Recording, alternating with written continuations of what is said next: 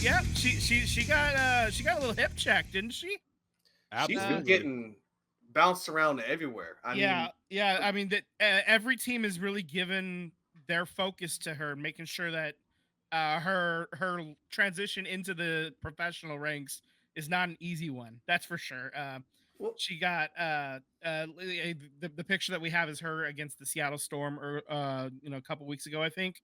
And this past weekend, she was playing Chicago, right? And uh, she was chirping a little bit back and forth between I can't even remember who it was, but like ultimately Caitlin Clark gets hip checked.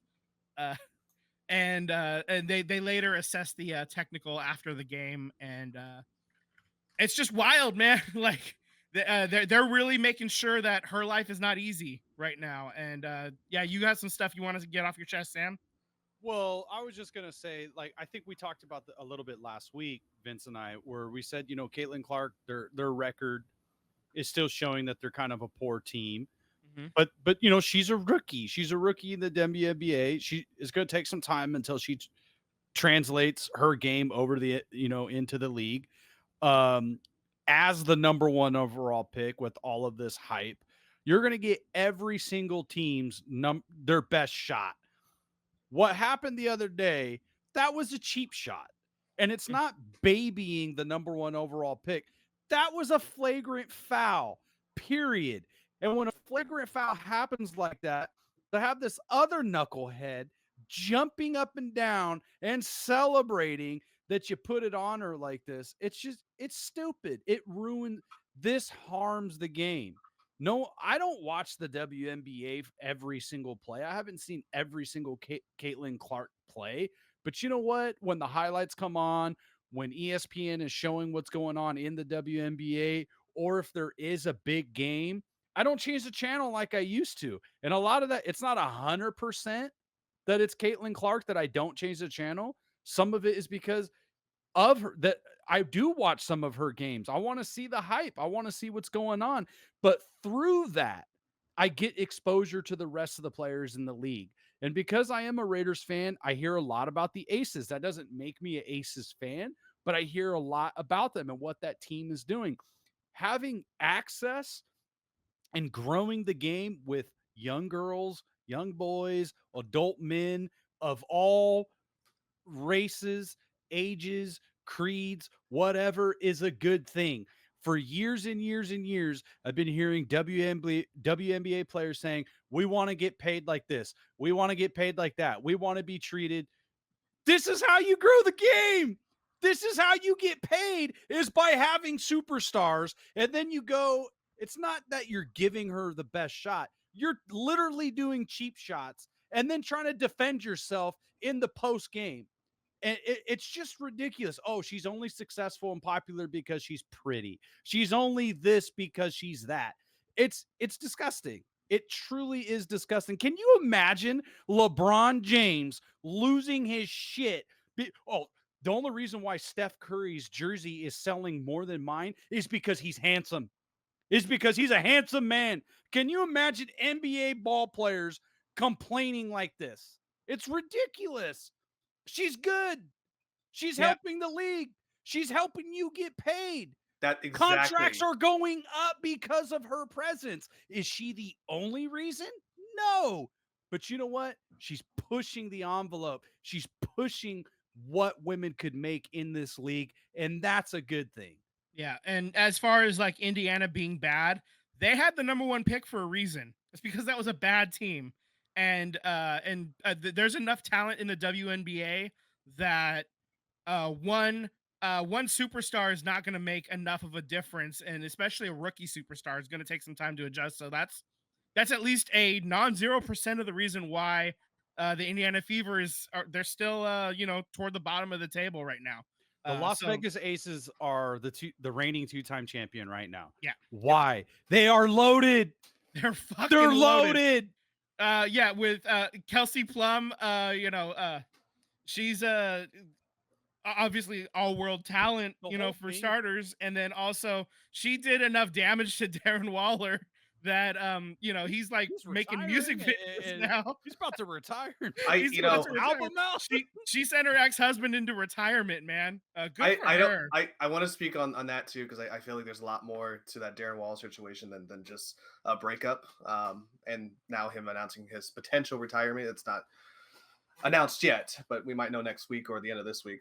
But I do want to say that the Chennedy Carter, the one who hip checked Caitlin There Clark. it is. Yeah. Yeah, look at her record.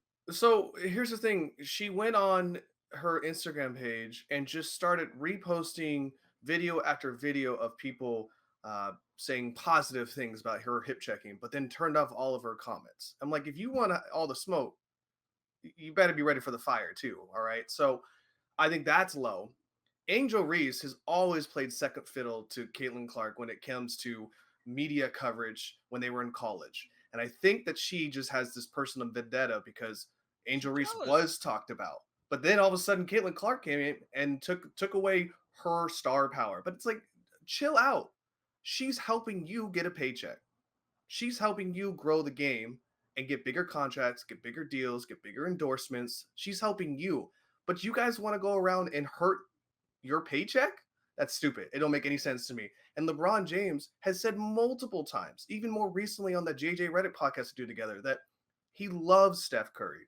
He loves what Steph Curry did to the game, how he changed the game. And you're telling me that one of the biggest athletes of all time can say that to somebody who's beaten him 3 out of 4 times, right? So to have that not being able to look yourself in the mirror and not feel like, oh, woe is me, I used to be the star player. He's not doing that. And neither should any of these women in the WNBA. You should be praising your fellow teammates for being able to give yourself the better opportunity to grow your sport and grow yourself financially, mentally, everything that you need to be a better person. And I think that's ridiculous and crazy. And then my last point about the whole Darren Waller thing. I know the music video came out and then he got ripped on that one. I know that he's probably announcing his retirement, at least according to the New York Giants media journalist, I should say. I think there's a lot mentally going on. He was battling injuries last season, and then he had the whole breakup situation, and that kind of is getting blown up in his face. And then he released this album thinking that it might, I don't know what he was trying to attempt with this, but that blew up in his face now. So I think there's just a lot of pressure coming down his way. Then I think he's mentally, if I'm gonna be honest with you, I can't speak on him personally, but I feel like he's on the edge, and I hope that he's seeking out whatever he needs to make sure he's got himself in the mind right. Reach out to old teammates if you need to. Like Max Crosby was a big advocate of taking care of him mentally and physically. They both fought, addiction. Exactly. So I don't want to see Darren Waller go back into old ways because life is extremely hard, and I feel like he's on that precipice right now.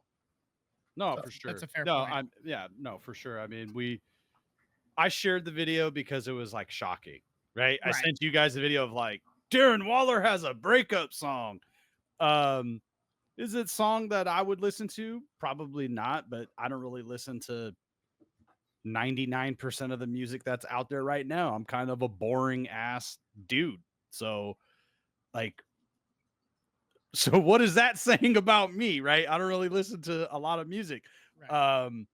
I just hope that he's maybe this music is healthy for him, and hopefully the people that are not as supportive doesn't get to him. So I agree with that. But getting back to the WNBA thing is I just find it all so childish, and this is going to, I think for some fans, I'm not saying all new fans, but I think for a lot of fans that were, hey, let me check this out, I think it can be a turnoff because you're hearing, you're trying to advance the league and this and that, and you're trying to put a good product out there. You got the Valkyrie here in Golden State, they're coming out. There's the league that was just announced in was it Toronto, Vince? Toronto's getting the 14th team in 2026. So it seems like there's just like a lot of positivity happening, and this isn't like Isaiah Thomas versus Michael Jordan. Yeah. These are like two rookies. These are two rookies that were battling it out, and Indiana won. Yeah, they won by 1 point, but they won. I you don't know? remember Sabrina Ionescu getting this much hatred, and she shoots the ball maybe not as at the same clip as Caitlin Clark, but just as effective. Dude, So I Caitlin find it Clark in the weird. history of the WNBA is the fastest to like all like What was it, 100 points or something like that? quantifiable statistics, points. She got like 150 points faster than anybody else. She got all these rebounds faster than anybody else.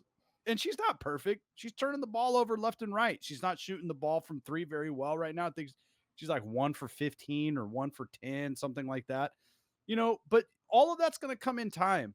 Can you imagine, like, who's the number 1 overall pick for the Spurs, right? Yeah, Wemby. Wembanyama. Can you imagine like the same crap happening to him in the NBA? Wembanyama's only popular because he's cute, because he's 7 foot. And then these nasty fouls. It's not just that foul. It's happening on other games, on other plays, and it's just that one was the most egregious. Do you think? Okay, one, I don't think Pop would ever anybody be able to hurt his player because that did almost happen. Well, That did no, almost happen. I'm gonna say to your point, where the hell are her teammates? Yes. And Where's the coach? You're right. And so that's what I'm saying. So Pop would never let that happen. So where's the coach?